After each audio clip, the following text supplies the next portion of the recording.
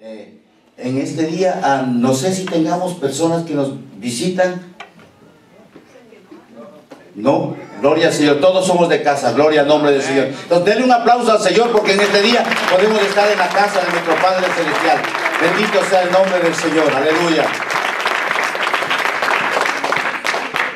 No quiero dilatarme en este tiempo hermoso que el Señor nos tiene preparado, pero en este día, amados hermanos, yo sé que el Señor tiene algo especial que Él sí ha preparado para bendecir a su iglesia, pero nosotros nos hemos preparado para rendirle culto y alabanza a su nombre. Amén. Para poder nosotros expresarle nuestro amor, nuestra gratitud, porque Él es digno de recibir nuestra alabanza, nuestra gratitud y nuestro reconocimiento. ¿Quién es Él?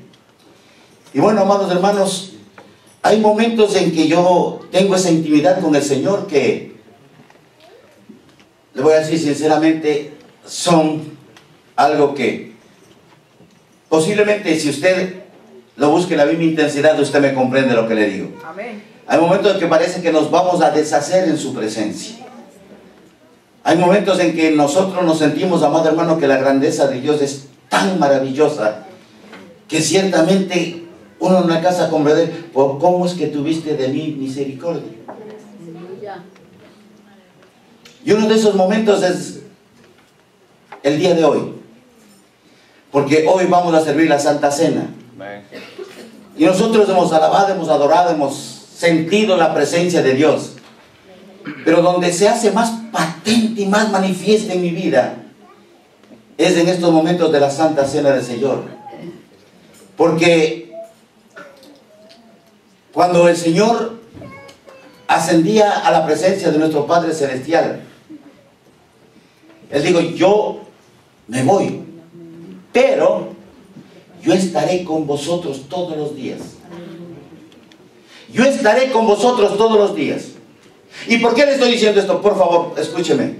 ¿Por qué le digo esto, amado hermano? Porque a veces estamos tan acostumbrados a esa presencia de Dios y saber que Dios está aquí, que a veces como que nos olvidamos. Que a veces, amado hermano, como que bueno, yo sé que Dios está aquí, obvio, pero quizás no le damos la reverencia correcta que le debemos a Él delante de su presencia. Y estos momentos en que vamos a servir la Santa Cena es de los momentos que para mí, en lo personal, amado hermano, Dios está aquí. Amén. El Señor Jesús está aquí. Aleluya. Es Dios con nosotros. El Señor Jesús es el que ha preparado el que nosotros participemos de la Santa Cena del Señor. Y yo quisiera, amado hermano, invitar a todos y cada uno de mis hermanos a que podamos participar de la Santa Cena del Señor.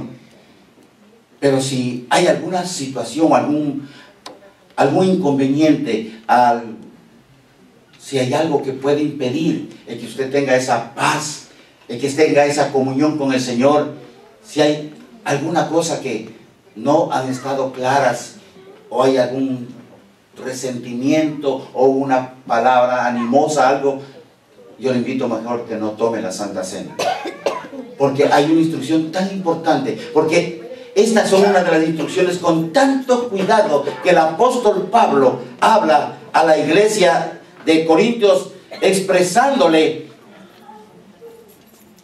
el cuidado que debemos tener y las consecuencias cuando nosotros pasamos por alto la grandeza del amor, la misericordia, la bondad de Dios que se hace manifiesta en nuestras vidas. Él dice en el capítulo 11, versículo 27, de manera que cualquiera que tomare o comiese el pan o bebiere de esta copa del Señor indignamente será culpado de la sangre y del cuerpo del Señor. Por tanto, pruébese cada uno a sí mismo y coma así del pan y coma así de la copa. Porque el que come y bebe indignamente, sin discernir el cuerpo del Señor, juicio come y bebe para sí. Por lo cual dice, hay muchos enfermos, viene una consecuencia, y debilitados entre vosotros, y muchos duermen. Wow. Si pues nos examinásemos a nosotros mismos, no seríamos juzgados. Mas siendo juzgados, somos castigados por el Señor para que no seamos condenados con el mundo. Amados hermanos, ese privilegio grande que Dios nos permite a través de esta ordenanza, también nos aconseja y dice, por favor, no lo tomen indignamente. No lo hagan de una manera automática, mecánica. No lo hagan por costumbre. Uno no come por costumbre, come por necesidad. Porque es un requerimiento, aunque parezca costumbre, pero no es una costumbre, es una necesidad. Amados hermanos, Dios estableció la Santa Cena porque es una necesidad para nuestro espíritu, para nuestra vida. Reconocer, amados hermanos, de que Cristo Jesús ha preparado todo para que un día nosotros estemos en el reino de los cielos, también participando cara a cara, frente a frente, de ese banquete celestial en las bodas del Cordero. Pero aquí dice, ¿saben qué? Cuando ustedes lo hagan, háganlo con reconocimiento. Uno no entra a un restaurante a comer por costumbre, entra a un restaurante a comer porque necesita comer, poner alimento en su vida. Hoy vamos a servir la Santa Cena del Señor y le invitamos. Pero quisiera antes que nosotros hagamos una oración. Y si está a tiempo, si tuvo una palabra animosa con un hermano, una hermana, con su esposo o su esposa, pues es la oportunidad de echarle el brazo si está a su lado, decirle, perdóname, esta mañana o anoche o ayer o estos días tuve una palabra y te pido perdón. Yo le invito a que nos pongamos de pie un momento. El reverendo, nuestro amado hermano, evangelista Rudy. Muchas gracias, hermano. Pueden sentarse, por favor. Es que tenemos la bendición de estar en esta bendecida iglesia, la iglesia cristiana El Renuevo. Un gozo poder conocer a los pastores, hermano Fernando, hermana Gladys. Ha sido una bendición muy grande el poder conocerles.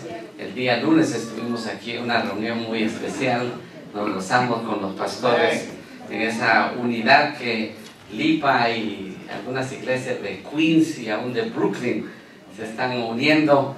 Hermanos, es una bendición el poder participar para mí y para mi esposa por primera vez en muchos servicios en muchas partes del mundo.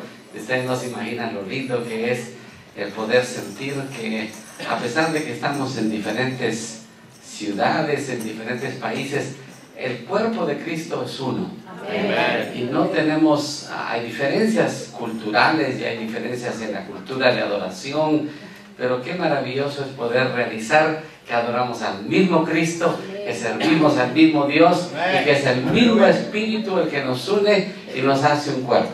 Voy a pedir a mi esposa Alma que se ponga de pie. Hace 39 años que el Señor nos unió en matrimonio y hace 33 años que estamos sirviendo en el ministerio. Le damos gracias al Señor por la bendición de poder participar con ustedes en esta ocasión. Y yo quiero, hermanos, hacer una combinación en lo que voy a hacer acá, porque yo soy misionero, juntamente con mi esposa somos misioneros en España. No sé si podemos, a ver si estamos ahí. Muchas gracias.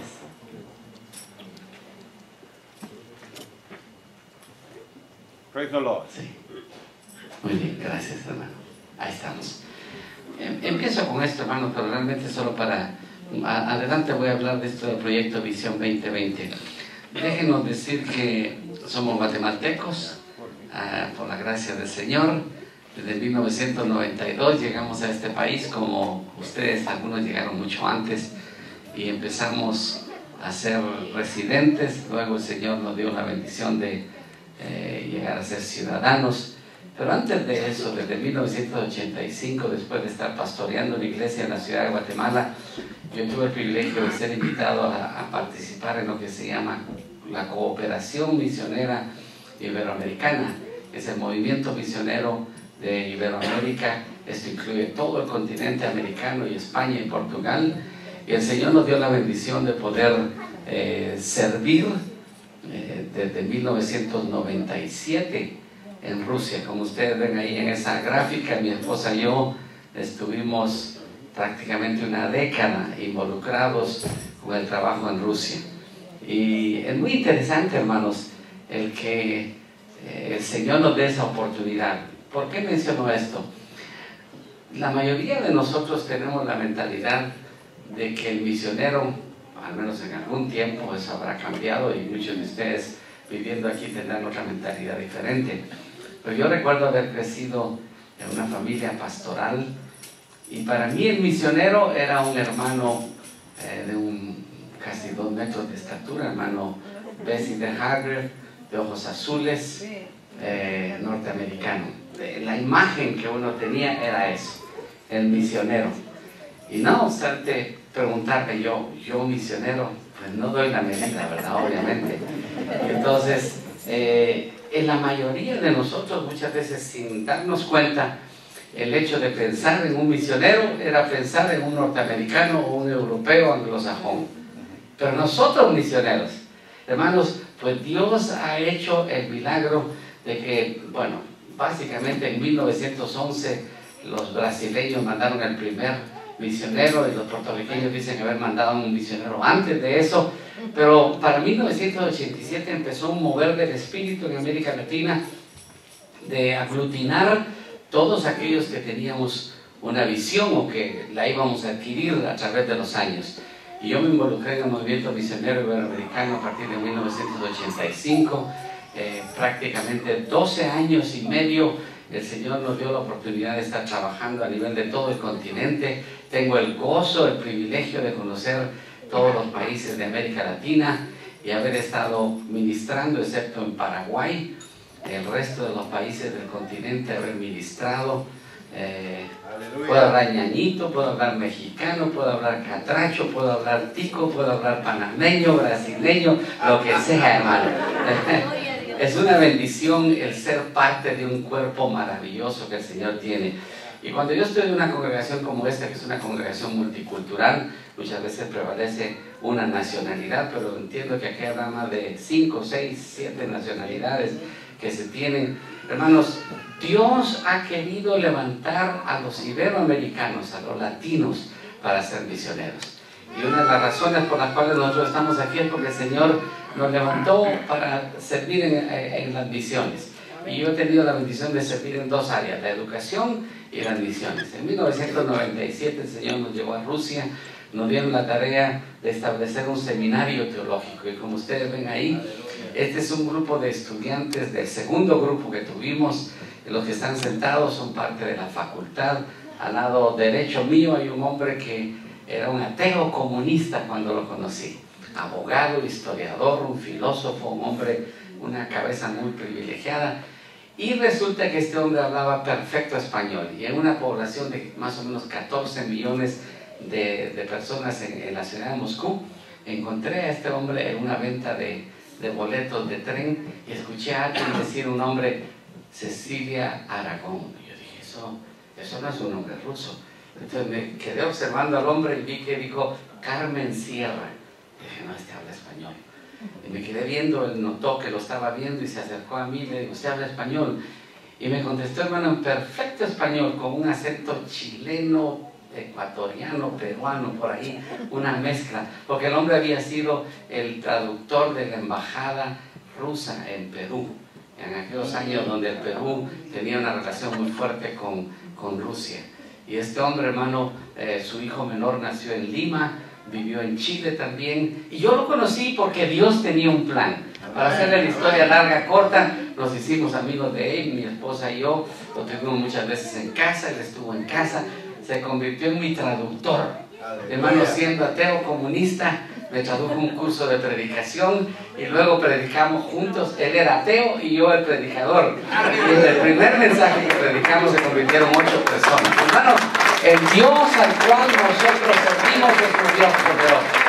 Bueno, para resumir esa historia, ahí donde ustedes lo ven, él ya es un creyente y se convirtió en el rector del seminario. Yo era el presidente y era el rector del seminario, porque tenía un doctorado y era lo mejor para la acreditación con el gobierno. Hermanos, el Dios al cual nosotros servimos es un Dios maravilloso. Amén. Lo que muestro después de esto, como ustedes ven, hermanos, el número de estudiantes había crecido y el edificio que la Iglesia de Dios, yo fui a trabajar con mi esposa, fuimos a trabajar con la Iglesia de Dios. La idea era fundar un seminario que sirviera a toda la ex-Unión Soviética. Vinieron 26 estudiantes, después de un año teníamos 24, no teníamos más espacio, y a mí se me ocurrió una idea muy descabellada. Yo soy arquitecto de profesión. Antes que el Señor me llamara al ministerio, me formé como arquitecto. ¿Por qué menciono esto, hermano? No porque quiero pretender algo, sino quiero decir y animar a los jóvenes que están aquí, a los niños, a los padres de los niños que están acá. Hermanos, metamos en la mente de nuestros niños que ellos van a ser personas de éxito, profesionales, que van a servir al Señor, porque eso es muy importante para nuestros niños, especialmente en este país, hermano. La mayor deserción escolar está entre los hispanos, lamentablemente. ¿Y sabe por qué? Porque no hay un apoyo adecuado en casa. La iglesia debe hacer la diferencia en ese sentido. Nuestro testimonio debe ser que nuestros hijos sean los mejores estudiantes. A mí me emociona mucho tener jóvenes aquí. Yo les quiero decir, cuando yo era un niño de 11 años, dije, yo no quiero ser pastor. Yo era hijo de pastor. Yo quiero ser arquitecto. Y el Señor me concedió ese deseo de mi corazón que siempre ha estado ahí. Y hermano, cuando estaba ya graduado, el Señor me engañó. Sí, porque dice Jeremías, dice, me sedujiste, Señor, y fui seducido. Más fuerte fuiste tú que yo. La seducción es atrapar a alguien con engaño. Pues el Señor me sedujo, hermano, y no pude decir que no. Y gracias a Dios, porque mi esposa también dijo que sí. Y empezamos a servir en el ministerio. Luego el Señor nos llamó a Rusia y ella dijo que sí, vino conmigo, dejamos a nuestros hijos aquí, fuimos allá. Y lo que uno a veces piensa es que para servir al Señor lo que uno tiene que hacer es ir a un seminario. Yo no estoy en contra de los seminarios, fui a un seminario posteriormente. Pero hermanos, el Señor quiere usar en el siglo XXI a hombres y mujeres que con su profesión puedan servir al Señor. Médicos, abogados, ingenieros, electricistas, toda clase de personas que podemos servir al Señor. Y el Señor nos llamó. Y hermano, de aquí en esta ocasión, usted se imagina, tener la profesión de arquitecto fue una bendición. La gente cuando vio que compramos este edificio, no le cuento la historia de cómo lo compramos, decía, este está loco. Un extranjero no puede construir en Moscú. Es tan difícil, es tan imposible para un extranjero. Y para un latino, hermanos. Pero ¿saben una cosa, hermano? Esa picardía latina que el Señor nos da, nos ayuda para muchas cosas buenas. Y cuando lo usamos para lo positivo, el Señor se glorifica. Después de 2 años y medio de trabajo, miren lo que el Señor nos dio. Para la gloria del Señor, este es un edificio que está en la ciudad de Moscú, en la parte sur de Moscú. Ahora costó 1.6 millones de dólares. ¿Sabe qué es interesante mencionar esto, hermano? Porque yo estaba trabajando con el comité anglosajón de la Iglesia de Dios, el Church of God World Missions, y me dieron 1.6 millones de dólares para hacer este trabajo. Nunca vinieron a supervisar. Tuvieron plena confianza en este latino, y para la gloria del Señor, una gran preocupación por hacer todas las cosas que el último centavo fuera reportado. Y hermano, a raíz de eso, a raíz de haber estado en esta situación, cuando regresamos en el 2006, sentimos que era tiempo de salir de Rusia. Regresamos a Estados Unidos, aquí viven nuestros hijos, tenemos 4 hijos, 2 hijas, las menores viven en California, la más pequeña es una ministra ordenada de la Iglesia del Nazareno y es pastora de jóvenes en una iglesia. La otra es arquitecta, pero tiene un llamado para servir al Señor en el mundo musulmán y se está preparando ya para eso. Y nuestros 2 hijos mayores están en Orlando. Imagínense usted, nuestra familia está bastante regada. Servir al Señor en misiones es un reto, pero hermanos, cuando servimos al Señor de corazón, Él se encarga de hacer todo. Al regresar a Estados Unidos, la Iglesia de Dios me pidió a mí que me reclutaron para ser un ejecutivo en las oficinas generales de la denominación en Cleveland, Tennessee. Y nos convertimos en ejecutivos de cuello blanco, con un salario de 6 cifras y con todo lo que eso significa, una posición política muy buena. En la Iglesia de Dios vivir y estar en Cleveland es como ir a Jerusalén para uno, ¿verdad? Y entonces estábamos en Jerusalén, el Señor nos llevó ahí, compramos una casa, teníamos un pequeño apartamento para nuestra hija y parecía que ahí nos retirábamos. El Señor dijo, no es tiempo todavía de retirarte. Y nos sacó de esa posición en que estábamos. Yo recibí una un llamado para ir a esta ciudad. Vea usted, si pueden ponerle sonido, hermanos, a ver si. Ahí se oye. No pasa, ¿verdad? Lo están oyendo chiquitito ahí.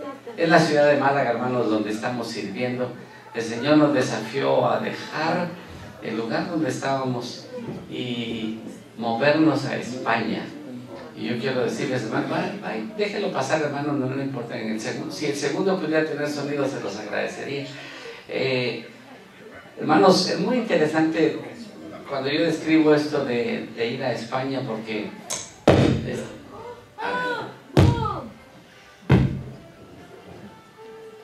no hay problema. Si no funciona, muy bien. Olviden ustedes de eso, están viéndolo ahí. Hermanos, una de las cosas que hemos aprendido con mi esposa y a través de los años de servir en el ministerio es que uno tiene que estar dispuesto a seguir la dirección del Señor de tal manera que no importa lo que uno tenga que dejar, uno tiene que estar dispuesto a ir a donde el Señor le llama. Estando en Cleveland, yo recibí la llamada de España que nos invitaron a ir a trabajar en lo que se conoce como el Instituto Iberoamericano de Estudios Transculturales. Es un instituto que capacita misioneros que están trabajando en el campo, especialmente misioneros latinoamericanos. Y eso que ustedes ven ahí es la ciudad de Málaga, donde estamos sirviendo ahora. Algunos dirían, hermano, pero ahí no está sufriendo usted. Por supuesto que no.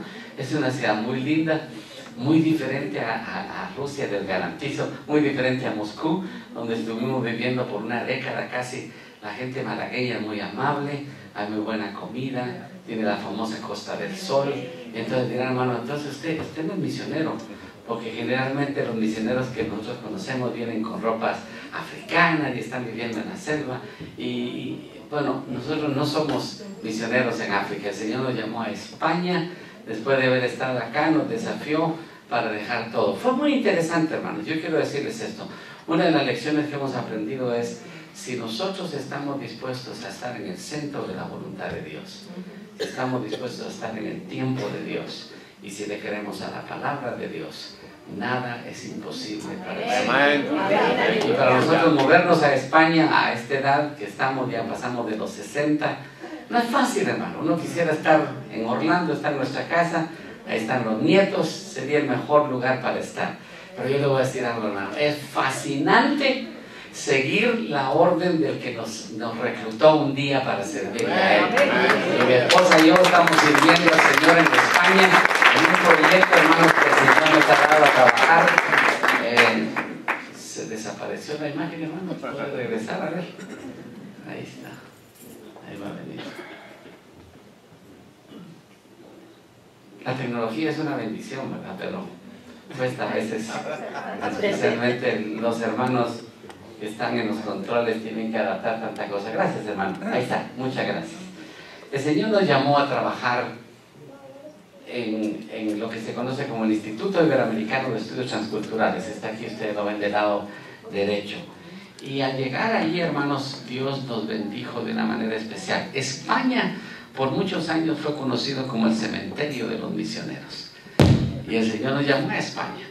Y nosotros fuimos obedeciendo a su llamado sin saber lo que el Señor tenía. Y yo les quiero resumir esto, hermanos. Cuando la gracia de Dios está sobre nosotros y estamos en su voluntad, Dios hace cosas que parecen imposibles.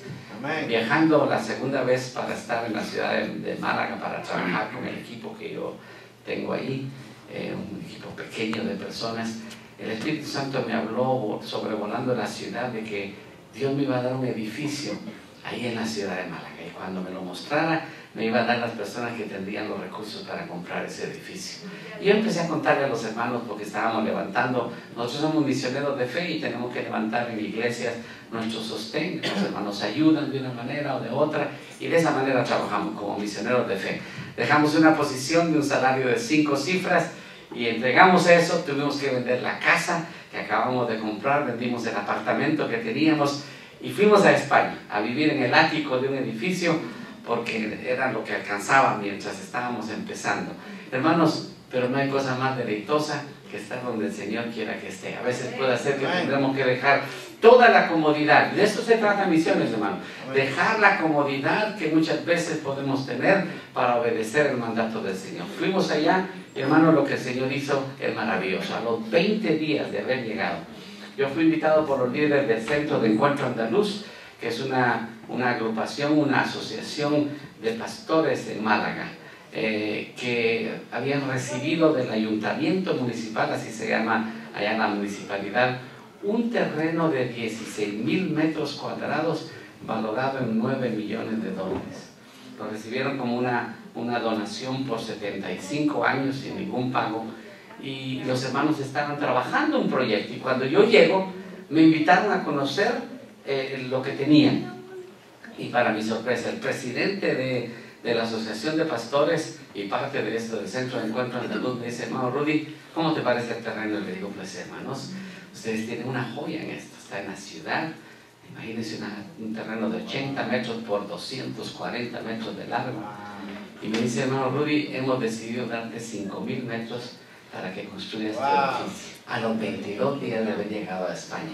Si eso no es un milagro, yo no sé qué sea un milagro. ¡Aleluya!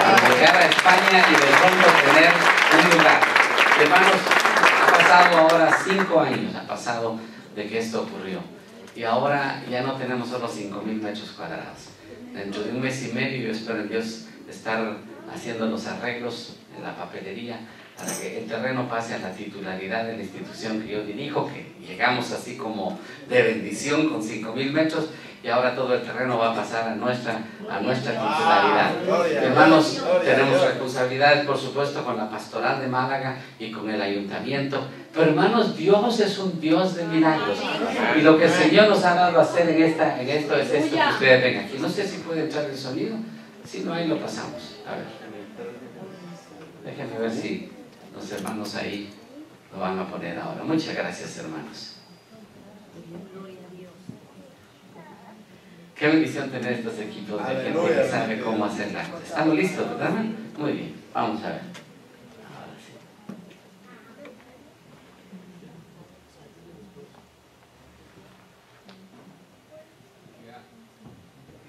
No hay problema. No se preocupen, hermanos. Muchas gracias. Nosotros debíamos haber llegado antes, pero yo tenía en la mente, porque vine de noche aquí el día lunes, que era en la 74, nos metimos ahí y pasamos por Broadway y vimos que estábamos perdidos, regresamos, te digo, no, es más arriba. Entonces los hermanos están haciendo todo lo que pueden, no es culpa de ellos, sino es culpa nuestra de haber llegado. Vamos a dejarlo, hermanos, no se preocupen, vamos a enviar el video, yo voy a explicar lo que es. Hermanos, cuando empezamos a trabajar en el instituto, queríamos establecer un instituto formal, serio, y de pronto el Señor dio la visión de establecer una universidad. El proyecto Visión 2020 tiene el propósito de establecer la primera universidad de origen evangélico en España. No va a ser una universidad evangélica, porque no convendría establecerla como universidad evangélica, porque queremos que la gente que se prepare en esta universidad sea gente que pueda entrar a los países que están restringidos a la predicación del Evangelio. Y si uno va graduado de un seminario evangélico, pues no ayuda muchísimo. O uno tiene una maestría, yo tengo una maestría en divinidades y un doctorado en ministerio del seminario teológico de Ashland, eso no ayuda ni siquiera en España. Entonces, el reto, hermanos, es un reto muy grande, porque imagínense usted que el Señor trae a un latinoamericano a España.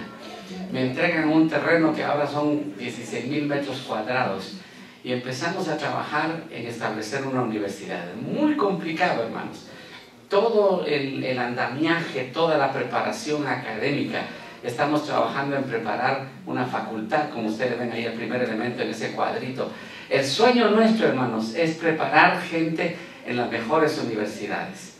Es un reto muy grande, encontrar personas que estén dispuestas a dedicar prácticamente 6, 7 años de su vida para prepararse con un doctorado, porque hay que tener doctorado para poder enseñar en esta universidad y que sea aceptable en España. Hermanos, muy complicado, les digo esto, pero no quiero gastar mucho tiempo en eso. Preparar facultad, todo lo que significa ser acreditado como universidad en España. hay una agencia acreditadora, está un consejo de rectores de las universidades, la Junta de Andalucía, un montón de cosas, hermano. La curva de aprendizaje es enorme. Y yo creo una cosa, cuando estamos en la voluntad del Señor, el Señor nos da todos los elementos que necesitamos. Hermanos, yo doy gracias a Dios por ello. ¿Saben una cosa? Dios ha ido agregando al equipo gente de todo el continente. El día viernes en la mañana yo estuve en conversación con la doctora Antares Vázquez. Ella es una mexicana de León, Guanajuato, doctora en medicina, es dermatóloga, pero tiene un doctorado y una maestría y un doctorado en innovación educativa. Imagínense ustedes, qué lujo. Y es una mujer con una capacidad increíble y me decía, el viernes me dijo esto: Rudy, yo había estado soñando en poder diseñar el modelo educativo de una universidad y en ninguna me dieron la oportunidad. Y estoy contento de encontrar, como que dice, a otro loco como yo, que puede pensar que podemos empezar una universidad con un modelo distintivo, diferente. Hermanos, Dios es un Dios bueno y maravilloso. Queremos que ustedes oren por esto. Vamos a empezar en el 2015 con una maestría en estudios interculturales. Eso significa cómo aprender a relacionarse entre culturas. Y hay una parte, hermano pastor, que yo quiero que le va a interesar a la hispanidad. Queremos impartir una maestría, una pastoral intercultural. ¿Qué es eso? El pastor y su esposa son pastores interculturales. Porque una cosa es estar en Ecuador, o estar en Perú, o estar en Guatemala pastoreando guatemaltecos para un guatemalteco. Pero otra cosa muy diferente es tener gente que come pupusa, nacatamal, bacalao, gente que come asopao, un montón de cosas, platos de todas clases. Hay que aprender a hablar diferente, porque algunas palabras que yo puedo decir en mi país pueden ser muy ofensivas en Puerto Rico, o en Panamá, o en Ecuador, o en Perú. Hay palabras que los hondureños pueden decir que son ofensivas para un español. Hermanos, es increíble. Y no hay ni un solo programa que nosotros conozcamos que prepare gente para eso. Y por eso queremos hacer esa maestría. Hermanos, damos gracias a Dios por ello. Vamos a crear una facultad de medicina. Oren por eso, hermanos. Una facultad de economía, una escuela de psicología, una escuela de desarrollo internacional. Y estamos orando al Señor poder establecer una escuela de música. Ustedes han oído de Marcos Vidal, es un pastor español, un gran amigo, y él está muy interesado en ser parte de esto. Hermanos, estamos soñando en grande, porque el Dios nuestro es un Dios grande. Y yo les pido a ustedes que oren. Hermanos, una de las cosas importantes que tenemos es que queremos hacer una universidad global, es una universidad del siglo XXI. Y esto que ustedes van a ver aquí son las extensiones que el Instituto Iberoamericano que dirigimos tienen ahora, pero esas se van a convertir en sedes de la universidad. Estos son los cursos de España. Nosotros cada año ofrecemos 6 cursos en 3 continentes y en 6 países diferentes. Este es el grupo de estudiantes de España. Por supuesto, la base de la universidad va a estar en España. Este es el grupo de Turquía, estudiantes en Turquía, latinos, hermanos. Esta es la mitad, porque tuvimos otro curso en Estambul. Este año que viene vamos a tener cursos en Estambul. Entonces, también tenemos un curso en Mozambique, aquí en la parte de abajo, esta parte de acá, en la parte de Sudáfrica. Miren los estudiantes de Mozambique. La mayoría de ellos brasileños, son lusoparlantes, o sea, hablan portugués.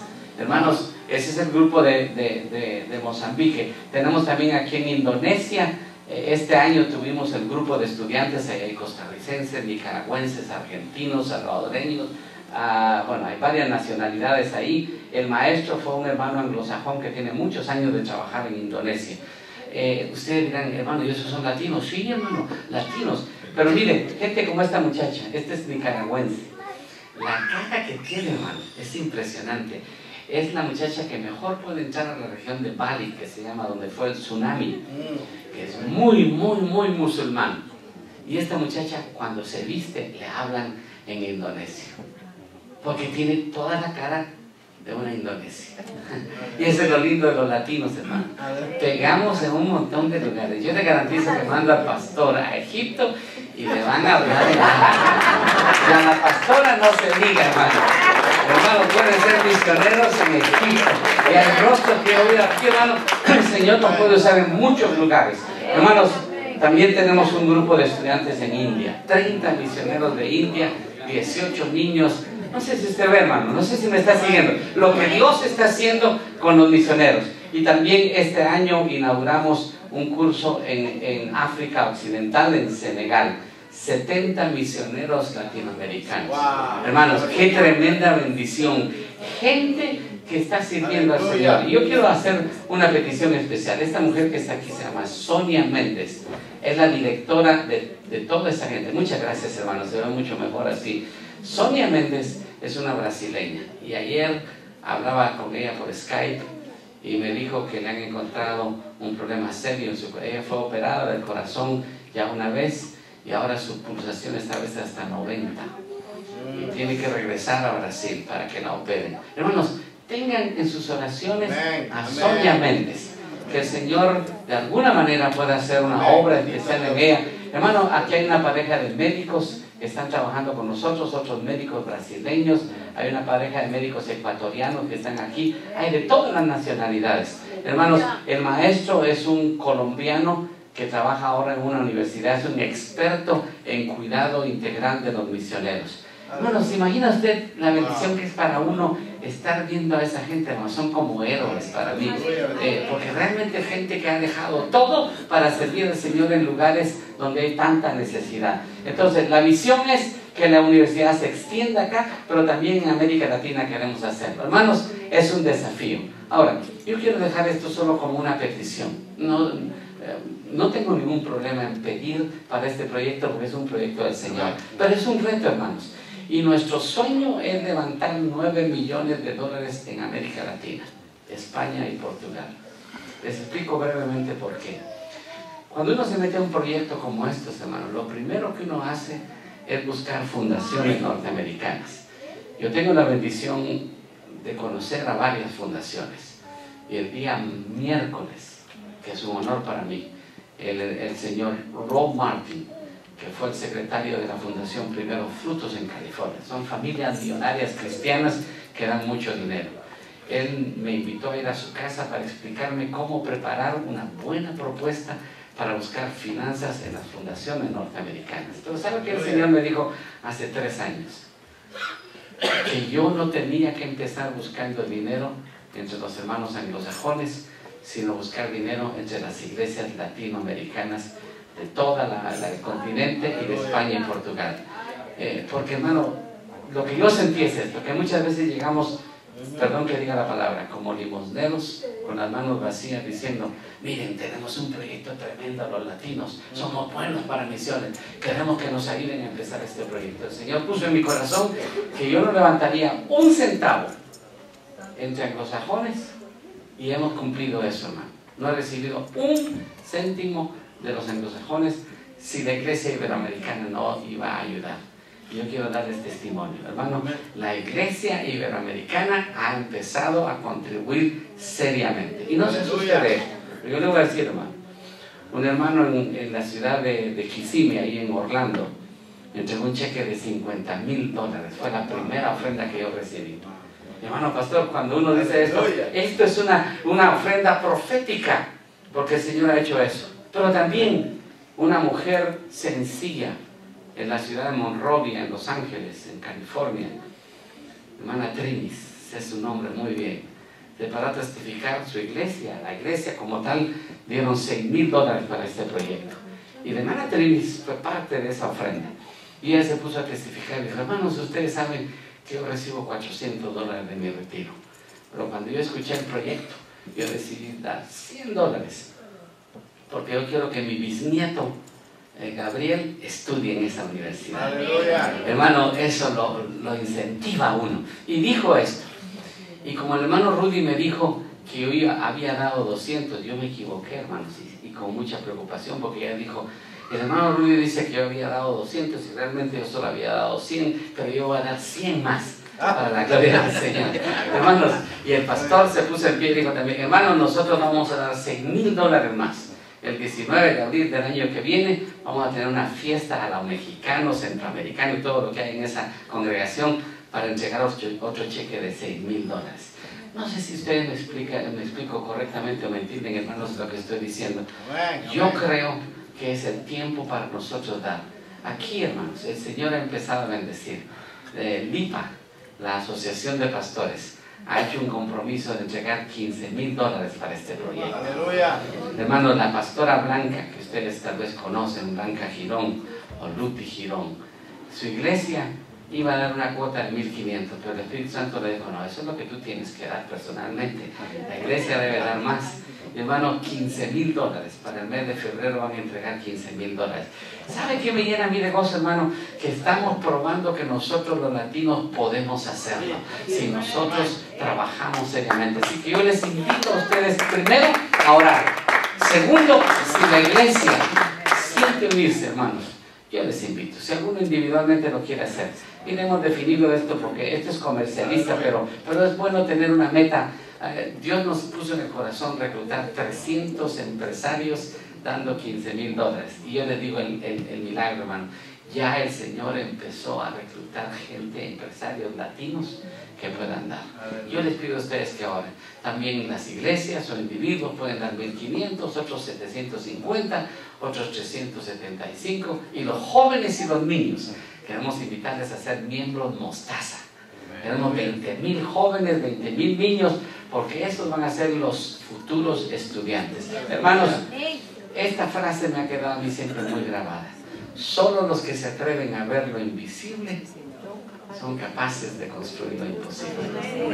Thomas Jefferson dijo eso. Es tremendo, ¿verdad? Ahora, eso, hermanos, esa frase es un eco de lo que la Biblia había dicho hace muchísimos años. Es pues la fe, la sustancia de las cosas que se esperan, la demostración de lo que no se ve. En otras palabras, no está, pero lo vemos. Hermanos, yo quiero confesarles a ustedes, yo veo en mi corazón, en mi mente, yo creo que mi esposa igual que yo, vemos lo que el Señor va a hacer. Establecer una universidad en España. Hermanos, les pido sus oraciones. Esta semana nosotros regresamos mañana a Orlando. Mi esposa queda ahí, yo salgo el día siguiente, el martes, para Seattle, Washington, para sentarme un día con este hombre que es un experto de los mejores que hay en Estados Unidos. Mire qué lujo, hermano. Para estar con gente así hay que pagar mucho dinero. A mí me invitó a ir a su casa para estar ahí. No tengo que pagar ni siquiera taxi ni hotel, sino voy a estar en la casa de este hombre aprendiendo cómo hacerlo. Y al siguiente día, jueves, viajo para Calgary, en Alberta, Canadá. Ahí está una compañía de estructura que queremos comprar. Y yo le he dicho a los hermanos, yo voy para hacer un contrato con esta gente. No tenemos el dinero, ni siquiera para empezar con el primer arco, pero como nosotros nos movemos por fe, yo estoy esperando que esta gente haga un descuento especial para nosotros. El director para América Latina me va a recibir. Me dijo, no necesitas alquilar un coche para un automóvil, sino yo te voy a buscar y yo te voy a mover por toda esta ciudad. Y hermanos, cosas que Dios está haciendo. Entonces les pido a ustedes sus oraciones. Yo termino diciendo esto, hermano. Para los hombres esto es imposible. Para Dios todo es posible. ¿Cuántos creen eso, hermano? Para Dios todo es posible. Si usted desea comunicarse con nosotros, ahí está la dirección, lo que usted quiera, ser parte de esto. Hermanos, yo quiero dejar esta parte ahí y quiero dejarles un mensaje. Unos 15 minutos más, 20 minutos más, hermano. ¿Puedo tomarlo? Claro que sí. Muy bien, muchas gracias. ¿Por qué estamos hablando de esto, hermano? Bueno, déjenme hacer un cambio y pensar. Si lo dejan así, tal vez va a ayudar porque voy a estar usando las... Déjenlo así con la luz abajo. Muchas gracias. Ahí está, hermano. La responsabilidad misionera de la iglesia. Yo quiero dejar este mensaje a ustedes. Hermanos, yo... le pedí al pastor, a la pastora Gladys, que me enviaran la historia de la iglesia. Quería conocerla y me la enviaron.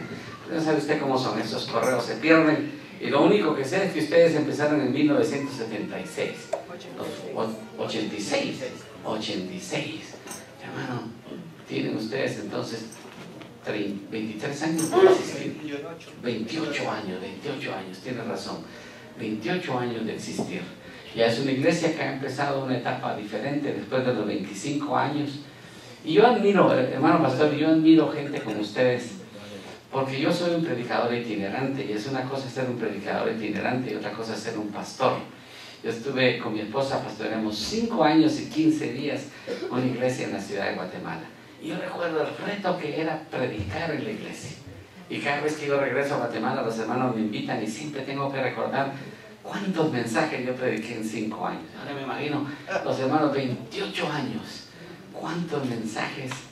Y uno teniendo cuidado de no repetir muchas veces. Es un reto, hermanos. Así que, hermanos, mis felicitaciones a ustedes por la forma como Dios los ha usado. Que el Señor bendiga a estos siervos de Dios. Pero una de las cosas que yo no conozco en ese sentido, tal vez lo que voy a hablar, ustedes lo conocen, pero yo quiero decirles algo, hermanos, y empezar de esta manera a hablar de la responsabilidad de la iglesia. Para ser misionero, uno no tiene que ser pentecostal. Sí, de hecho, de los 19,000 misioneros latinos que hay ahora en el mundo, hay una mayoría que no son pentecostales. La iglesia pentecostal está gozándose en las 4 paredes, y mientras los hermanos bautistas, los hermanos presbiterianos y otras denominaciones no pentecostales han empezado a enviar misioneros. Nos hemos encerrado en nuestra liturgia, nos hemos encerrado en nosotros mismos. Pero termino la frase. Para ser misionero uno no tiene que ser pentecostal, pero uno no puede ser pentecostal sin ser misionero. O sea, es una contradicción, porque el día de Pentecostés es el día más misionero que usted encuentra en la Biblia. Gente de 17 nacionalidades escucharon las maravillas de Dios a través del fenómeno que se llama xenolalia, que es hablar en otra lengua que son conocidas pero que no han sido aprendidas por un método convencional. Los galileos que estaban ahí, que eso la gente estaba atónita diciendo, ¿no son estos galileos? ¿Cómo pues les oímos hablar en nuestra propia lengua las maravillas del Señor? Y estaban atónitos y se preguntaban, ¿qué quiere decir esto? Algunos dijeron que estaban borrachos, pero Pedro se puso en pie y trajo una cátedra del Antiguo Testamento demostrando que lo que estaba pasando ahí es que el Espíritu Santo había venido para capacitar a su iglesia, para ser testigos a las naciones como el Señor Jesucristo se los había dado. Por 5 ocasiones los evangelios y el libro de los Hechos describe la gran comisión y dice que la iglesia tiene que ser una iglesia misionera. Pero yo quiero que ustedes vean esto, hermanos. Cuando nosotros pensamos en el reino de Dios y en la realidad del mundo, muchas veces creemos nosotros, especialmente cuando estamos en nuestros cultos de domingo, que el mundo entero es cristiano. Pues no. Así a grosso modo, porque los cálculos, ahora hay más de 7,000 millones de personas en el mundo. Pero pensemos en 10 personas para no hacernos tanto problema. 3 de cada 10 son cristianos. Y de esos 3, 1 es nacido de nuevo. En otras palabras, 2 son cristianos nominales. Y yo voy a hacer una pregunta aquí. ¿Cuántos de ustedes fueron católicos antes de ser evangélicos? Levanten la mano. Levanten la mano. Mire, la mayoría. ¿Se da cuenta que mi esposa y yo no levantamos la mano porque tuvimos la bendición de nacer en un hogar evangélico? Hay algunos de nosotros así. Mi padre fue pionero, mi madre vive todavía pionero del Pentecostés en Guatemala. Hermano, el trabajo que nosotros hemos hecho efectivamente ha sido trabajar entre cristianos nominales. Es decir, estos dos. Este es el cristiano nacido de nuevo. Nosotros hemos trabajado entre católicos en todo el continente. Y como decía un teólogo latinoamericano, debemos agradecer a la Iglesia Católica que plantó la idea de Dios y la idea de Jesucristo en el corazón de la gente. Tiene una mariología que no aceptamos, pero hermanos, tenemos que reconocer que nuestro trabajo ha sido efectivo trabajando entre cristianos nominales. Y hoy día, el fenómeno de las megaiglesias, ¿sabe usted de qué se trata? De captar miembros de iglesias como estas para llenar grandes auditorios donde la gente va, porque ahora se ha vuelto esto como ir al cine. Se busca donde la película que más nos gusta, vamos a verla. Hay poca fidelidad en la membresía, entonces el fenómeno de las mega iglesias se da ahora. Yo acabo de estar en una mega iglesia muy linda, preciosa, llena de muchísima gente. Le garantizo que de la gente que está metida en ese auditorio con unas 12,000 personas, posiblemente 8,000 son miembros de otras iglesias. Entonces es un fenómeno que un equipo de misioneros en Guatemala le llamaron pescar en la piscina ajena. Es decir, con el anzuelo a la pecera del vecino, sacarlos. Solo ofrecemos la mejor tecnología, ofrecemos un edificio muy lindo y la gente se siente atraída por eso, hermano. ¿Sabe por qué? Falta fidelidad y falta compromiso en la gente. Queremos ser servidos en vez de servir. El dame, bendíceme, ayúdame, consuélame. Bueno, las ovejitas no, hermano, las ovejitas están ahora más pidiendo que dando. Me recuerda aquí la frase de John F. Kennedy: no pienses qué puede hacer tu país por ti, piensa qué tú puedes hacer por tu país. Hermano, esa es la realidad. El cristianismo se ha centrado en eso, hermanos, pero mire, la realidad es mucho más fuerte que eso. Lo que se llama el mundo B, que representa el 49% de la población del mundo, la mitad prácticamente, son evangelizados, o sea, de alguna manera han oído, pero no son cristianos. Y en este país está creciendo cada vez más el número de personas que han oído, pero no son cristianos. No sé si me está siguiendo, hermano. Esa es la realidad espiritual del mundo. Y lo más fuerte para mí es el mundo A, el mundo de los no alcanzados. Esto se llama el mundo de los no evangelizados. Más de 1.700 millones de personas. Cuando se dice que un segmento no ha sido evangelizado, quiere decir que menos del 50% de la gente ha escuchado del evangelio. Hermanos, para uno de misionero que ha visto la realidad espiritual fuera del mundo cristiano, a veces duele en el corazón. Esta mañana, si hubiera querido, desde las 7 de la mañana podía haber estado en una iglesia, a las 10 en otra iglesia, a las 11 aquí con ustedes. Al salir de acá seguramente puede ir a un par de cultos más en la tarde, y quién sabe en la noche puede ir a una iglesia más. Hay gente que podría estar hasta 7 veces en un culto aquí en esta ciudad de Nueva York, con toda clase de liturgia, cualquier gusto, hermano, desde lo más pulido y de lo más ruidoso hasta lo más silencioso. Hasta la Catedral de San Patricio se podría usted meter, donde todas las cosas son diferentes, hermano. Pero hay lugares donde este día, esta gente que se presenta aquí en lo que se llama el mundo A, no escuchará ni siquiera una vez la predicación del evangelio. Y esa es la gente por la cual esta iglesia tiene la responsabilidad de orar. Yo no sé, hermanos, ustedes dirán: bueno, hermano, ¿qué nos está diciendo? Yo no sabía de eso, y a mí no me interesa eso. Amén, gloria a Dios. A mí me interesa es las actividades de la semana que viene en la iglesia, y eso es todo. Hermano, nos hemos vuelto, y perdonen que hable de esta manera así, nos hemos vuelto religiosos. Hemos convertido nuestra fe en una religión. Llegar el día domingo, estar acá el día jueves o el día martes o el viernes, dependiendo del día que haya, hacer actividades. Pero realmente nosotros tenemos que compenetrarnos que tenemos una responsabilidad, y la responsabilidad es de llevar el evangelio de Jesucristo a aquellos que todavía no le conocen a Él, aquellos que todavía no han oído de Él, aquellos que no tienen la bendición que nosotros tenemos. Ahora déjeme ir rápido en esto.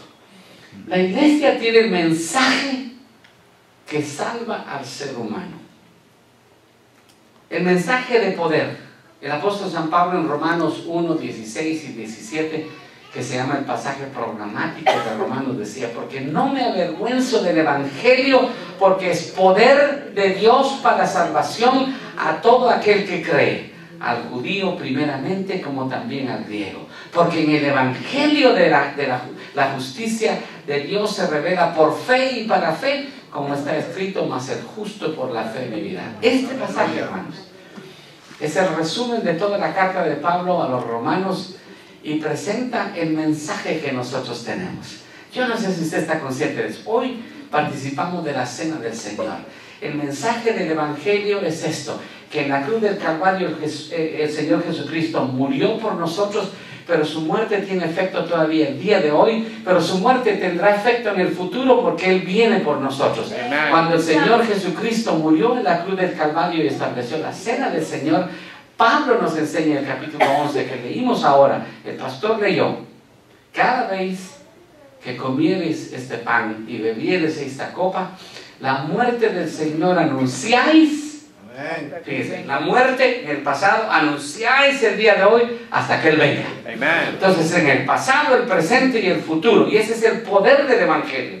Es el poder que transforma y que cambia la vida. De un ateo como Sergio, el que fue mi traductor y se convirtió, de un salvaje en la selva, de un hombre que está pulido en sus conocimientos, pero que cuando encuentra a Jesucristo, encuentra la salvación, de un hinduista, de un islámico, de un musulmán, de un budista, de un ateo, de cualquier persona que se enfrenta al poder del Evangelio. Aleluya. Hermanos, cuando yo pienso en eso, quiero decirles brevemente esto. El haber conocido a Sergio, así le llamamos en español, su nombre es Sergei Mikhailovich Dimitrusenko. Más difícil, ¿verdad? Bueno, Sergio, más fácil. Sergio era un comunista convencido. Él era un ateo, no por la gracia de Dios, sino un ateo. Y él era admirador de Lenin y de un famoso pensador de la izquierda peruana, Aya de la Torre, y imagínense, el fundador del movimiento aprista en Perú. De hecho, él hizo su tesis, es un especialista en eso. Y me recuerdo cuando empezamos a trabajar con Sergio en lo espiritual. Yo no lo invité a la iglesia por un año. Nos conocimos, estuvimos hablando. Las discusiones eran sobre el marxismo. Fíjese, interesante, en la universidad yo estudié marxismo porque mi universidad estaba poseída, literalmente tomada por la guerrilla guatemalteca. Entonces yo leí el manifiesto comunista, conocía del Capital y de la interpretación histórica del marxismo, la burguesía, el proletariado, bla, bla, bla, todo lo que había. Hermano, y por un año fue no discusión, un diálogo continuo. Él me llevó a conocer la tumba de Lenin, me decía todo lo que él pensaba. Pero ¿sabe qué empecé a notar, hermanos? Cuando le invité a él por primera vez, apenas habíamos llegado, yo necesitaba enseñar un curso de predicación y se me ocurrió una idea muy loca. Dije, yo voy a invitar a Sergio que sea mi traductor.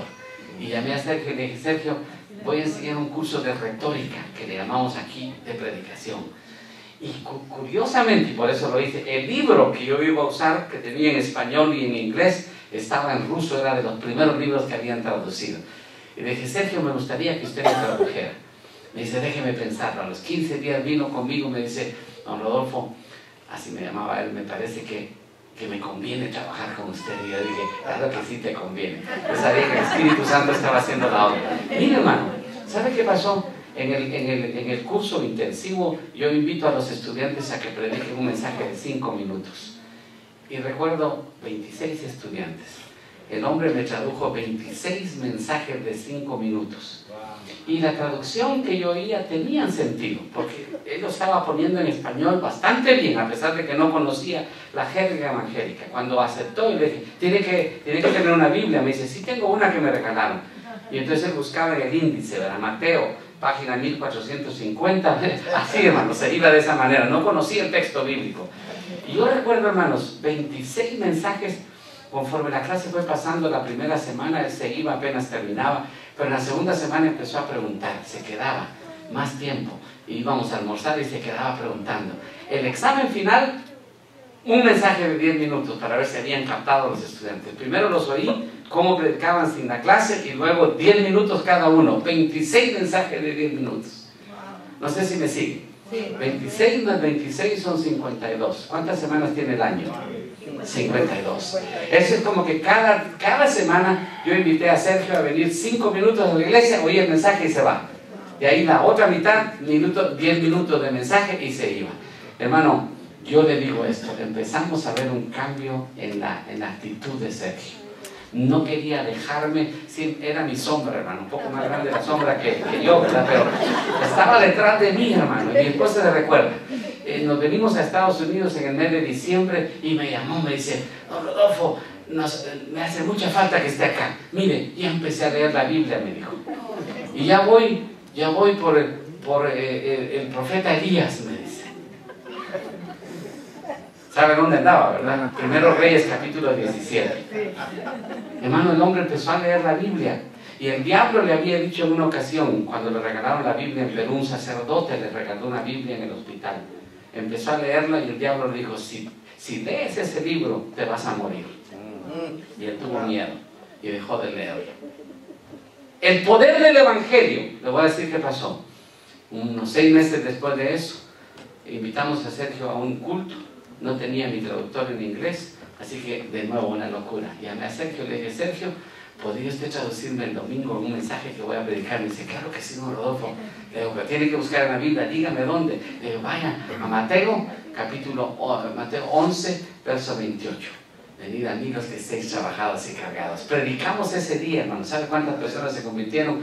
8 personas. ¡Aleluya! El poder del Evangelio. ¿Sabe por qué? Porque aunque salga de los labios de un ateo que no creía, sencillamente estaba haciendo esto porque tenía amistad conmigo.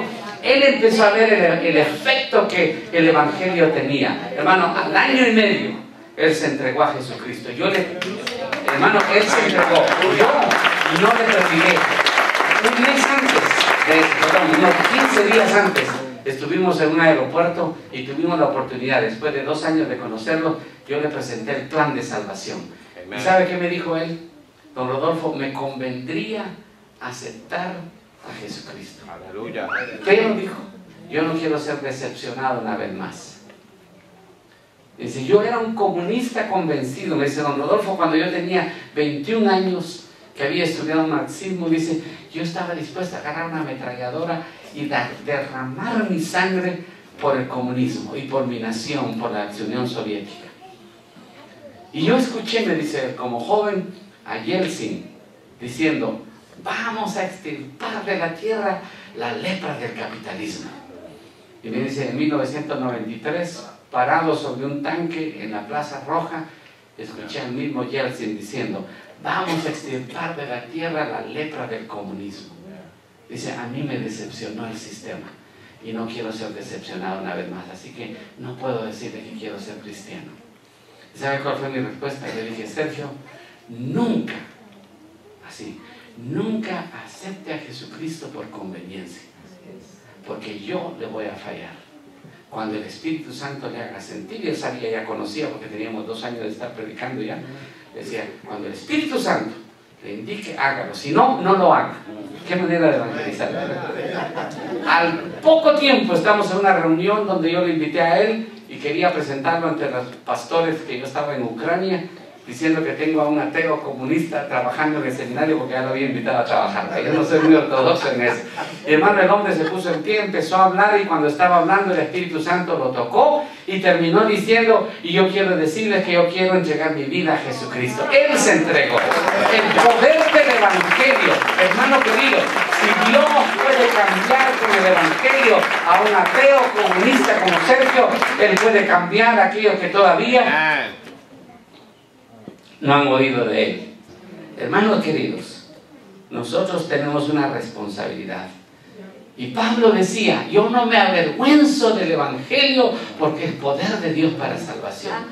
Cuando yo fui a decirle a Sergio, en el hotel estábamos en una ciudad en Ucrania, le digo, Sergio, estoy muy contento de la decisión que ha hecho. ¿Sabe qué me dijo? Don Rodolfo, dice, yo nací en Dniepropetrovsk, una ciudad a 100 kilómetros de donde estábamos, me dice, y vine a morir a Kirovograd, a 100 kilómetros de donde nací. Me dice, y he nacido de nuevo. Me dice, ¿qué conceptualización tenía ya él? A la semana de haberse convertido, entró en mi oficina y me va $40. Me dice, don Rodolfo, yo entiendo que yo soy parte de la familia, yo acabo de ganar $400 y estoy trayendo mi diezmo. Hermano, jamás yo le iba a hablar de diezmo a Sergio, jamás. Desde que él había leído. Y entonces dice, yo creo que yo tengo que dar lo que me corresponde a mí dar. Ojalá hubieran muchos así como él, que entendieran eso. Hermano, entonces el poder del Evangelio. Predicamos, hermanos, un Evangelio y una fe que puede salvar al ser humano. Y yo quiero que usted, si tiene su Biblia, aunque está el pasaje ahí, pero marque ese pasaje, porque este pasaje es algo muy especial. El apóstol San Pablo, hablando en Romanos, está hablando de la responsabilidad y la oportunidad de que el oír el Evangelio puede cambiar la vida del hombre. Más, ¿qué dice? Cerca de ti está la palabra, en tu boca y en tu corazón está la palabra de fe que predicamos. que si confesares con tu boca que Jesús es el Señor y creyeres en tu corazón que Dios le levantó de los muertos, serás salvo, porque con el corazón se cree para justicia, pero con la boca se confiesa para salvación. ¿Cuántos creen esto, hermano? Ahora, mire lo que dice el siguiente pasaje, hermanos. Pues está escrito: todo aquel que en él creyere no será avergonzado, porque no hay diferencia entre judío y griego, pues el mismo que es Señor de todos es rico para con todos los que le invocan, porque todo aquel que invocare el nombre del Señor será salvo. ¿Puede leerlo conmigo, hermano? Por favor, al unísono. Porque todo aquel que invocare el nombre del Señor será salvo. Una vez más. Porque todo aquel que invocare el nombre del Señor será salvo. Amén. Si eso es cierto, hermanos, un hindú viviendo en la parte norte de India, donde se adora a símbolos fálicos, símbolos sexuales. El hinduismo tiene eso, hermano. El templo que está al lado de donde está el hospital que tenía la Madre Teresa de Calcuta, tiene un símbolo fálico, el órgano masculino, y es adorado como un dios. ¿Sabe por qué? Porque es una reminiscencia del Himalaya. La mentalidad del hinduismo que adora a las serpientes, que cualquier cosa puede ser Dios. Hermano, esa gente no conoce.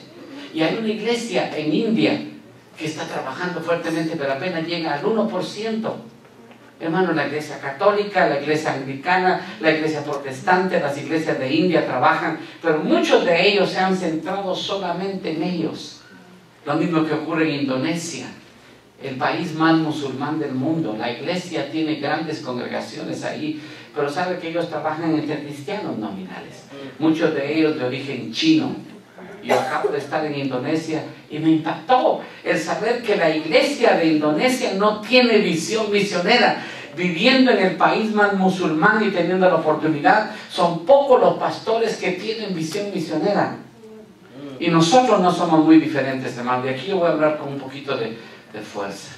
Usted tiene vecinos que son musulmanes, que son hinduistas, que son budistas. Usted vive en vecindarios y trabaja con personas que no conocen a Jesucristo como su personal Salvador. Y están ahí, hermano.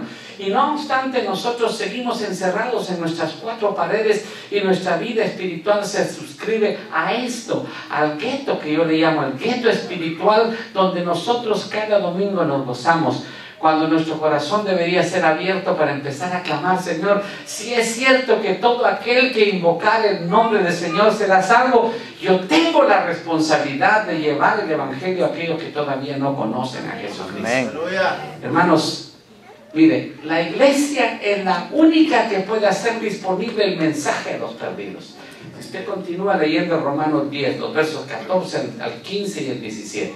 ¿Cómo pues? Recuerda lo que decía: todo aquel que invocar el nombre del Señor será salvo. La pregunta que Pablo hace en el verso 14: ¿cómo pues invocarán a aquel en el cual no han creído? ¿Y cómo creerán en aquel de quien no han oído? ¿Y cómo oirán sin haber quien les predique? ¿Y cómo predicarán si no fueren enviados? Así que la fe es por el oír, y el oír por la palabra de Dios. Yo quiero explicar esto, hermanos, es muy importante. Es como una pirámide. ¿Cómo invocarán si no han creído? ¿Cómo van a invocar si no han creído? ¿Cómo creerán si no han oído? ¿Cómo es posible que crean si no han oído? ¿Cómo oirán si no hay quien les predique? ¿Y cómo predicarán si no son enviados? ¿Y cómo serán enviados si la iglesia no los envía? ¿Dónde recae la responsabilidad de que alguien pueda invocar el nombre del Señor? Nosotros. La iglesia, nosotros. Amén. Soy yo, hermano. Amén. Hermano, créeme, yo mi esposa y yo podíamos vivir cómodamente en Orlando, o en Guatemala, o aquí en los Estados Unidos, en Nueva York. Me encantaría vivir acá. El Señor nos tiene en España, nos envió a Rusia. Y nuestra agenda con mi esposa está abierta siempre para que el Señor pueda movernos a donde Él quiera. ¿Sabe por qué? Porque mi deseo es un día que el cielo esté lleno de adoradores que invoquen el nombre del Señor, porque alguien pudo hablarle de Jesucristo. Hermanos, ¿ha oído usted lo que el libro de Apocalipsis dice en el capítulo 7, en el capítulo 19? De toda tribu, de toda raza, de toda lengua y de toda nación, gente adorando al Cordero. Amén. Oye, yo le voy a decir algo, hermanos.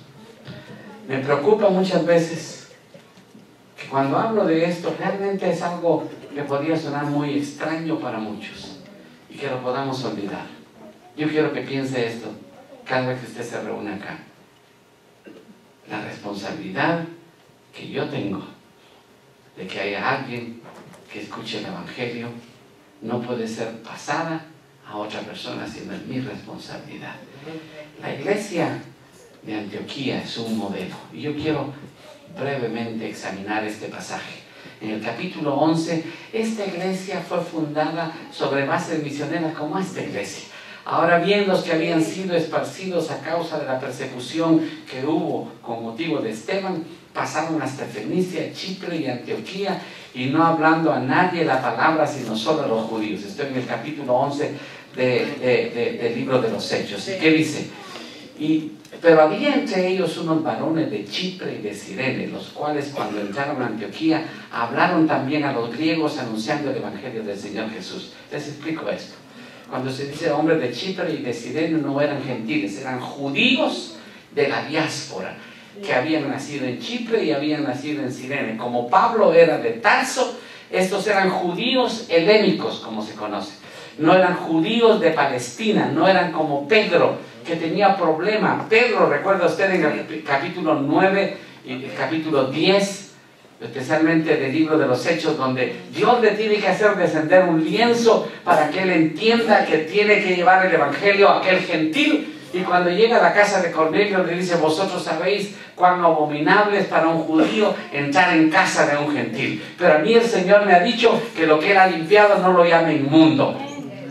Ese era un judío de Palestina, pero estos, que el Señor los sacó a causa de la persecución, llegaron a Antioquía, varones de Chipre y de Cirene, los cuales cuando entraron en Antioquía hablaron también a los griegos anunciando el Evangelio del Señor. Aquí el Evangelio está dando un salto de estar entre los palestinos y de entre los judíos. Va a saltar el Evangelio por primera vez a salir a los griegos, y les anunciaron el Evangelio del Señor Jesús. Llegó la noticia de estas cosas a oídos de la iglesia que estaba en Jerusalén, y enviaron a Bernabé que fuese hasta Antioquía. Después fue Bernabé a Tarso para buscar a Saulo, y hallándolo le trajo a Antioquía. Y el verso 26 no está acá, pero dice en el verso 26 que por primera vez fueron llamados cristianos los seguidores de Jesús. Era un apodo, porque reflejaban a Cristo, le llamaron cristianos como un epíteto.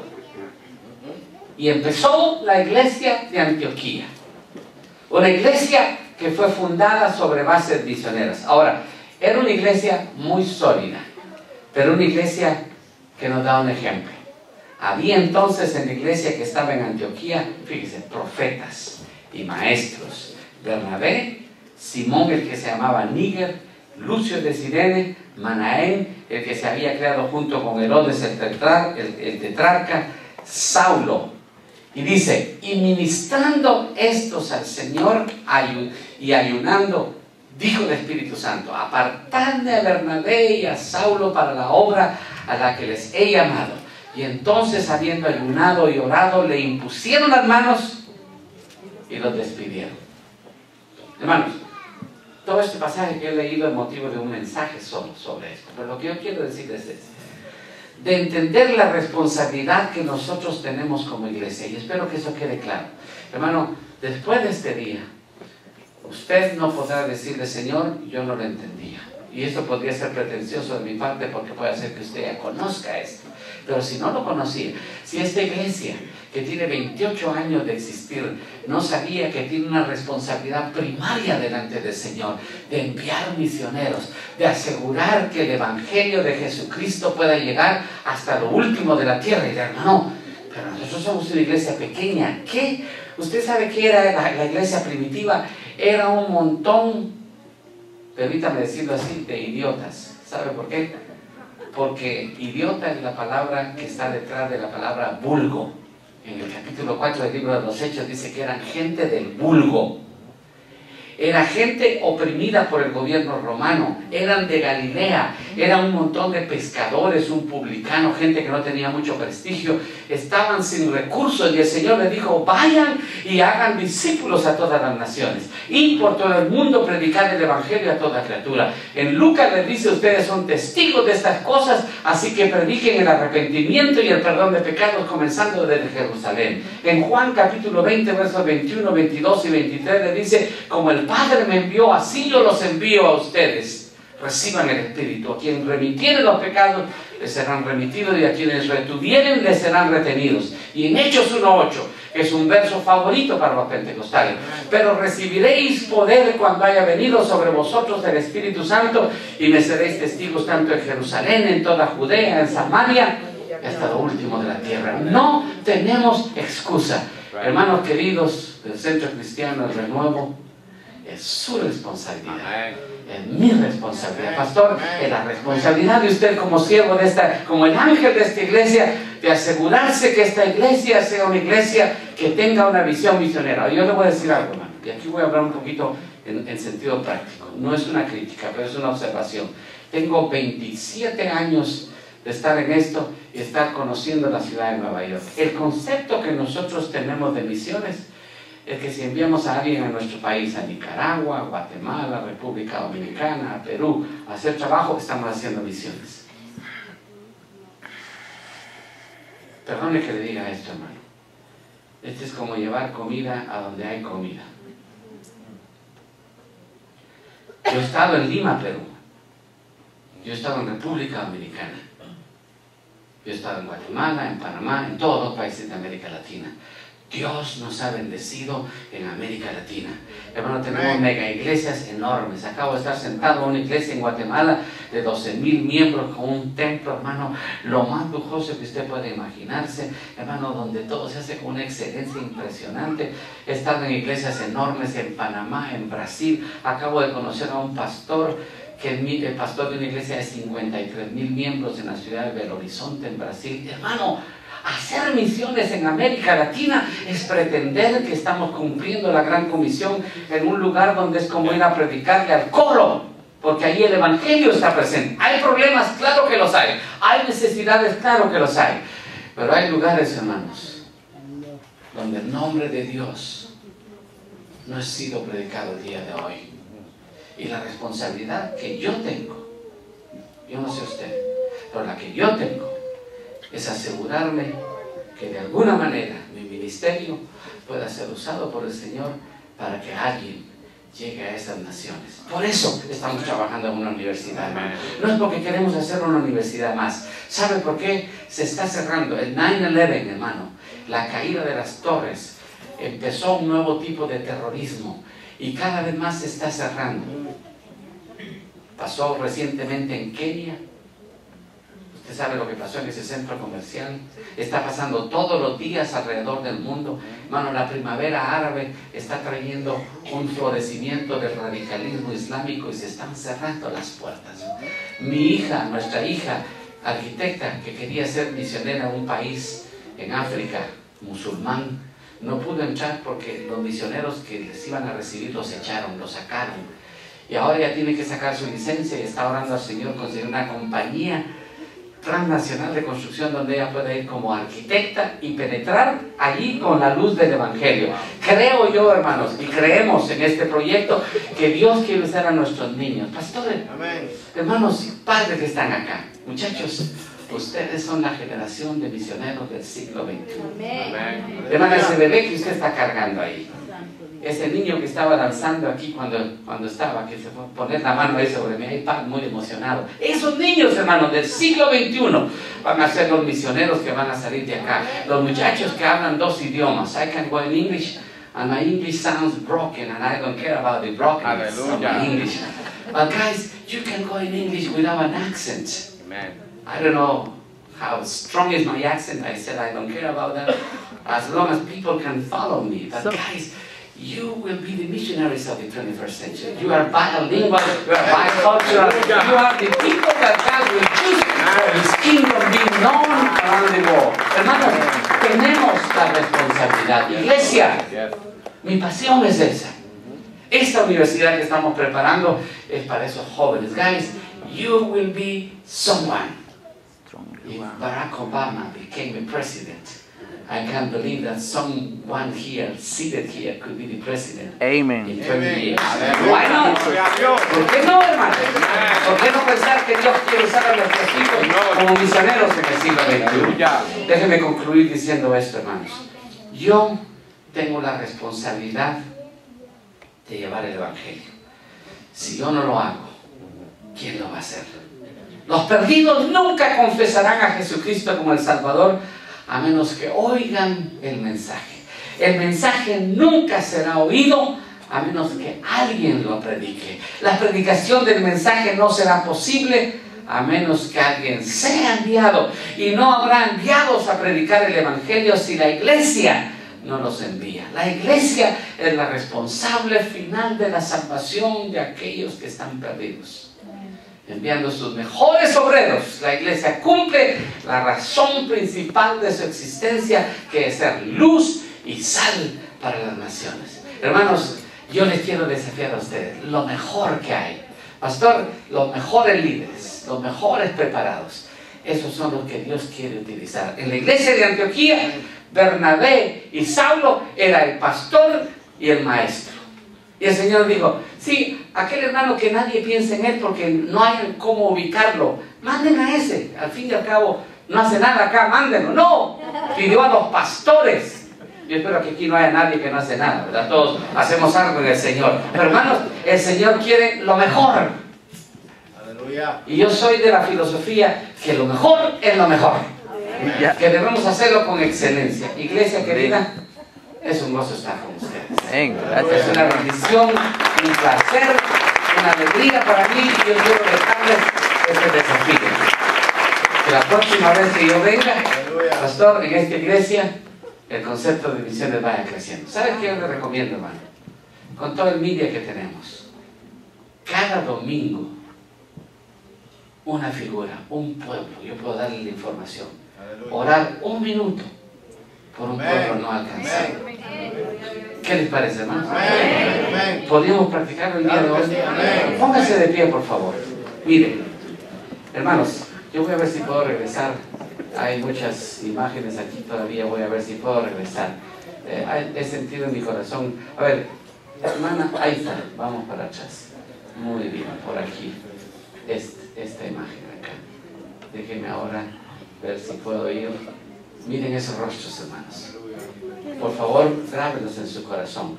Son personas que están trabajando en una manera tesonera, arriesgando sus vidas. Mira, hermano, ¿sabe qué me impacta a mí de esto? Cuando veo esos niños que están ahí. Esos niños, especialmente en este grupo de India. Mira, hermano, estos muchachitos creciendo en un contexto. Imagínense esta nena. Esta es hija de esta argentina que está acá y de esta nicaragüense. Ella es argentina y es nicaragüense, pero nació en Calcuta. Habla inglés, habla español, habla hindi y quién sabe también habla tamil porque se mueve ahí. ¿Se imagina usted esos niños, hermanos, creciendo? Mire este brasileño, hijo de estos hermanos que tiene una academia. Esta es una familia muy linda, es el niño de ellos. Tiene una academia de fútbol, como dicen los brasileños, de fútbol en Calcuta, predicando el Evangelio. Hermanos, ¿por qué no hacemos esta mañana un viaje misionero y nos vamos hasta ese lugar? Y yo quiero que oren por esta gente aquí, hermanos. Miren, esta mujer necesita un milagro. Este hombre es el líder de todo este grupo. Y yo no sé cómo se mueve ese hombre, es un milagro, hermano. Lo han decretado muerto ya varias veces y sigue viajando. Apenas sale del hospital, le quitan los aparatos del intensivo y va a viajar. Hermano, es un hombre, un verdadero misionero. Aquí hay gente, hermanos, esta familia que está acá. Mire, este hombre estuvo preso 6 meses. Tiene un centro para cuidado de niños hermoso. Y el gobierno se lo ha cerrado, tienen retenido su pasaporte, no le permiten salir de Senegal. Le están cobrando $10,000 para poder salir. Hermanos, ¿qué tal si oramos por él? Podemos dirigir nuestra mano hacia allá. Mire, olvídese de Nueva York, de Queens, transpórtese conmigo hasta Senegal. Señor, por tu espíritu nos movemos este momento hasta Senegal, orando, Señor, con todo nuestro corazón por las vidas de estos siervos y siervas tuyas, Señor. Clamamos en este momento por Sonia Méndez. Padre, que tu Espíritu Santo pueda obrar en su corazón. Padre, oramos por este siervo tuyo, este misionero brasileño, Señor, que fue puesto en la cárcel 6 meses junto con otra hermana brasileña, para que se abran las puertas y él pueda salir de Senegal y reunirse con sus hijos que están pasando por una prueba muy difícil ahora mismo. Señor, oramos por estos siervos y siervas tuyas en Senegal, en Guinea-Bissau, Señor, en Cabo Verde. Oramos por los misioneros en Indonesia, Señor, por esta muchacha nicaragüense para que pueda ser usada como instrumento tuyo, por los misioneros en India, Señor, estas familias que sus niños están creciendo ahí, Señor. Oramos con todo nuestro corazón por los misioneros en Mozambique, Señor, donde el Islam está creciendo cada día más. Pedimos que tu Espíritu sea con ellos, por los misioneros en Marruecos, por los misioneros en Turquía, Señor, que puedan ser usados como instrumentos. Oramos por Carlos Madrigal, ese español que ha escrito 14 libros en turco y aparece en la televisión nacional,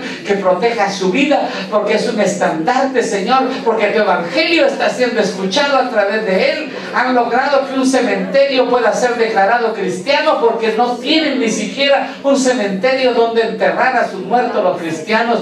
Señor, oramos que tú los uses, que los uses de una manera especial. Padre, clamamos a ti en este momento por los misioneros trabajando en China, por los misioneros trabajando en Bangladesh, por los misioneros trabajando en Tunisia, en Liberia, en Libia, en tantos países donde el evangelio todavía no ha sido predicado. Padre, que tu Espíritu Santo, que tu presencia pueda obrar de una manera especial en el nombre de Jesús. Y Señor, con nuestras manos levantadas a ti, pedimos que nos uses para ser una iglesia misionera. Señor, todavía hay muchos que no pueden tomar la cena del Señor, mientras algunos de nosotros este día tal vez no tomamos porque nos enojamos con alguien o porque no teníamos nuestro corazón recto delante de ti. Hay gente que ni siquiera ha oído de ti, mucho menos tomar la cena. Padre, hay gente que no ha sido servida todavía porque no te ha conocido a ti, Señor. Yo quiero ser instrumento en tus manos, Señor. Yo quiero ser usado para que tu nombre sea conocido en las naciones. Usa mi vida, mi ministerio, todo lo que soy, lo que tengo, para tu gloria y tu honra y tu alabanza, porque, Señor, vale la pena predicar el Evangelio de Jesucristo, que es el poder de Dios para salvación a todo aquel que cree, y todo el que invocar el nombre tuyo será salvo. Y yo quiero estar seguro que yo he hecho todo lo que yo puedo para que aquellos que no han oído de ti, que no han sido predicados, aquellos que no han creído, puedan un día creer e invocar el glorioso nombre de Jesucristo. Y a él le damos la gloria y la honra. Hermano, con su rostro levantado al cielo y sus manos levantadas, adórele a él. El privilegio que tenemos de adorarle, de conocerlo. Gracias, Padre, porque te conocemos a ti. Gracias, Señor. Da a esta iglesia un espíritu genuino de adoración y de clamor. Rompe todas las cadenas que el diablo quiere poner. Quita toda cosa, Señor, que está siendo un obstáculo para que tu pueblo pueda servirte y adorarte a ti, Señor. Y si esta mañana Alguna persona todavía no te conoce a ti. Si alguien ha venido y ha escuchado todo el testimonio y todo lo que hemos hablado, Señor, toca esta mañana. Que hayan corazones que sean transformados por el poder glorioso de tu Evangelio. Y Señor, a ti te damos toda la gloria, a ti te damos la honra, a ti te damos la alabanza y la adoración, porque solo tú la mereces y tú eres digno de ser exaltado y de ser glorificado. En el nombre de Jesús oramos, Señor. Amén.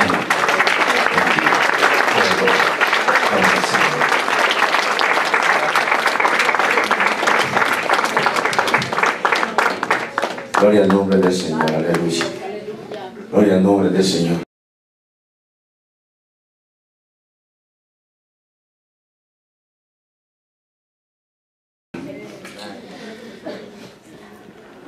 Amados hermanos, el Señor nos ha hablado. Creo que el Señor ha tenido que remover muchas cosas en nuestra manera de pensar y en nuestra manera de seguir al Señor. Unas palabras que dijo el día lunes que el pastor, nuestro amado hermano Rudy estaba aquí, fue: aprendamos a entender que aunque esta iglesia es local, debe tener una visión global. Y eso me quedó sonando a mí, amado hermano. Somos una iglesia local, pero con una visión global.